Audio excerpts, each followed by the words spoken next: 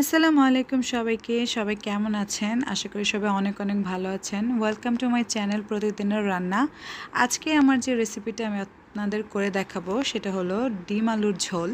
তো তার জন্য আমি নিয়ে নিয়েছি বড় সাইজের 2টা আলু আর মিডিয়াম 2টা পেঁয়াজ, 4-5টার মতো কাঁচামরিচ আর টমেটো নিয়ে নিয়েছি একটা। আমার বাসায় টমেটো বেশি ছিল না, তার জন্য আমি যে একটা ছিল ওই একটাই দিয়ে দিয়েছি। আর যদি থাকতো তাহলে আমি আরও একটা দিতাম বা বড় সাইজের একটা দিতাম। তো প্রথমে আমি আলুগুলো ছুলে নিচ্ছি। আলুগুলো ছোলা হয়ে গেলে আমি পেঁয়াজ দুটোকেও সুন্দর করে ছুলে নিব। পেঁয়াজের আলুটা ছোলা হয়ে গেলে আমি আলু দুটোকে সুন্দর করে একটু মোটা করেই কেটে নেব। যেভাবে আপনারা আলু ভাজি করেন ওইভাবেই কাটবো, কিন্তু আলু ভাজি করার জন্য অনেক কুচু কুচু করে কাটতে হয়। আমি এটাকে একটু মোটা স্লাইস করে কেটে নেব। তো ফার্স্টে আমি একটু গোল গোল করে কেটে তারপরে সবগুলোকে একসাথে করে সাইড সাইড করে কেটে নিচ্ছি। এই যে আপনারা ভিডিওতে দেখতে পাচ্ছেন আমি এইভাবে করে কেটে নেব। আমি ঠিক আলুগুলোকে এই যে এরকম মোটা করে কেটে নেব। এভাবে কাটা হয়ে গেলে এবার আমি পেঁয়াজ দুটোকেও কুচি করে কেটে নেব। সেটা আপনারা যেভাবে তরকারির জন্য কাটেন ওইভাবে কেটে নিলেই হবে। এরপর আমি টমেটোটাকেও স্লাইস করে কেটে নেব। আমি প্রায় এই ডিম আলুর ঝোলের মধ্যে টমেটোটা দিয়ে থাকি। আজকে আমার বাসায় টমেটোটা বেশি ছিল না, তাই আমি একটা টমেটো দিয়েছি। থাকলে হয় আমি বড় একটা টমেটো দিতাম, নয়তো বা ছোট 2টা দিতাম।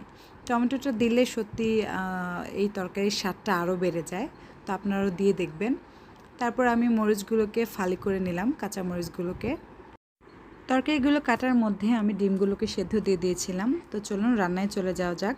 তো প্রথমেই আমি ডিমগুলোকে একটু ভেজে নেব। তো আমি যেভাবে ডিমটা ভাজি, সেদ্ধ ডিমটা, তো একটা প্যানে কিছুটা তেল দিয়ে তার মধ্যে আমি আধা চামচ হলুদের গুঁড়ো, আধা চামচ লবণ, এই দুটা দিয়ে আমি তেলের সাথে একটু মিক্স করে নিব। তারপরে আমি ডিমগুলোকে দিয়ে দেব। ডিমগুলোকে আমি আগে থেকে ছুলে একটু কেচে নিয়েছিলাম। ডিমের খোসা দিয়ে আমি কাজটা করি। তারপরে এক এক করে আমি প্যানের মধ্যে ডিমগুলো দিয়ে দেব। এভাবে আমার ভাজতে ভালো লাগে। অনেকেই ডিমের মধ্যেই হলুদ আর লবণ দিয়ে মাখিয়ে পরে ভেজে নেয়, কিন্তু আমার এইভাবে ভাজতে ভালো লাগে, তাই আমি এইভাবে ভেজে নিই। তো আপনাদের যেভাবে সুবিধা হয় আপনারা ওইভাবে ভেজে নেবেন। এভাবে ভাজলে হয় কি, আমার মনে হয় যে মশলাটা তাড়াতাড়ি ডিমের মধ্যে সুন্দর মতো মিশে যায়। তো এই তো একে একে আমি ডিমগুলো সব সুন্দর করে ভেজে নিয়ে উঠিয়ে ফেললাম। তারপর আমি এই তেলের মধ্যেই আরও কিছুটা তেল দিয়ে তেলটাকে আরও কিছুটা গরম করে নেব। গরম করা হয়ে গেলে এর মধ্যে আমি পেঁয়াজ কুচিটা দিয়ে দেব। পেঁয়াজটাকে দিয়ে আমি পেঁয়াজটাকে সুন্দর করে এই তেলের মধ্যে ভাজতে থাকবো। পেঁয়াজটা ভাজা হয়ে আসলে এর মধ্যে আমি আধা চামচের মতো হলুদের গুঁড়ো দেব,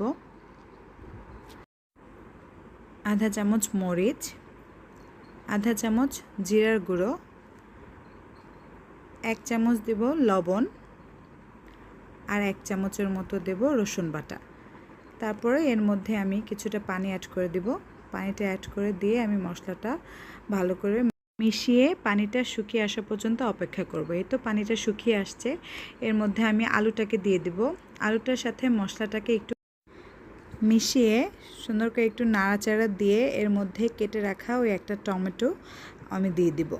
একসাথেই দিয়ে দেব, কারণ আলুটাও শক্ত আছে আর এখন আর সিজনকাল টমেটো তো জানেনই অনেক শক্তই হয়। তো এটাকে আমি সুন্দর মতো নাড়াচাড়া দিয়ে ঢেকে দেব। তারপর প্যানের ঢাকনাটা খুলে আমি মশলা থেকে বের হওয়া তেলের মধ্যে ভালো করে আলু আর টমেটোটাকে কষিয়ে নেব। যেহেতু আগেই বলেছি এই সিজন মানে আনসিজনের টমেটোগুলো অনেক শক্ত হয়, তো এইভাবে আমি একটু টমেটোগুলোকে গলিয়ে দিচ্ছিলাম যাতে আলুর সাথে মিশে যায়। তারপরে আমি যেহেতু ডিমের ঝোল করব, তাই আমি 1 গ্লাস আর আধা গ্লাসের থেকে একটু কম পানি দিয়েছিলাম যাতে ঝোল ঝোল হয়। আলু কিন্তু অনেক পানি টানে। তারপরে এই তো পানিটা একদম বলক চলে আসছে। এরপরে আমি এর মধ্যে ডিমগুলো দিয়ে দিব, ভেজে নেওয়া ডিমগুলো। তো ঝোলের মধ্যে একটু ডুবিয়ে ডুবিয়ে দিব। ডিমগুলো ঝোলের মধ্যে ডুবানো হয়ে গেলে আমি ফালি করে রাখা কাঁচা মরিচগুলো উপর দিয়ে দেব। এখানে যদি ধনিয়া পাতা থাকতো তাহলে আমি ওইটাও অ্যাড করতাম, কারণ আনসিজনের ধনিয়া পাতা দিয়ে তরকারি করলে ওইটার ফ্লেভারটা অনেক অনেক সুন্দর আসে। আমি প্রায় এভাবেই করি, তো যেহেতু বাসায় ধনিয়া পাতা ছিল না তাই আমি ওইটা দিতে পারি নাই। আপনারা যদি থাকে তাহলে দিয়ে নেবেন, আরও বেশি স্বাদ হবে। তো এর মধ্যে আমি একটু লবণটাকে চেক করে নিলাম, আমার লবণটা একটু কম মনে হয়েছে, তো আমি আগে 1 চামচের মতো লবণ দিয়েছিলাম, এখন আমি আর অল্প কিছু পরিমাণ লবণ অ্যাড করে তরকারির সাথে ডিমটার সাথে লবণটাকে মিক্স করে 2-3 মিনিটের মতো জাল করে চুলাটাকে অফ করে দিয়েছিলাম। তো এই ছিল আমার আজকের রেসিপি, খুবই সহজ আর ঝটপট মজাদার ডিম আলুর ঝোল তরকারি। আপনারা এভাবে বাসায় ট্রাই করে দেখতে পারেন, খুবই সহজ, আপনাদেরও অনেক অনেক ভালো লাগবে আশা করি। সবাইকে অনেক অনেক ধন্যবাদ রেসিপিটা শেষ পর্যন্ত দেখার জন্য। তো সবার জন্য অনেক অনেক দোয়া রইল, সবাই সুস্থ থাকবেন, ভালো থাকবেন, আল্লাহ হাফেজ।